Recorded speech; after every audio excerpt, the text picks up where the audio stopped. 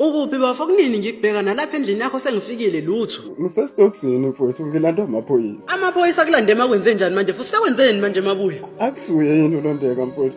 Uthe evuka nje namuhla ekuseni washona straight police station ongivulela icala benoma akuthi ngimhlengulile. Nakho ke bafo ngakukhuza ngale ntombazane wathi uyayithanda. Kunjani manje?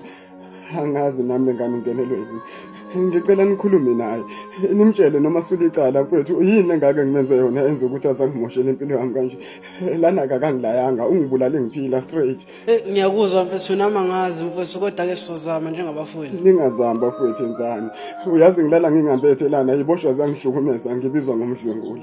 Ngilala ngeselodwa uyabona ukuthi mangavala elinye kungasangifiki. Sizozama mfethu kodwa indaba yale ntombi yakho le hayi. Bafethu ngikhipheni njani?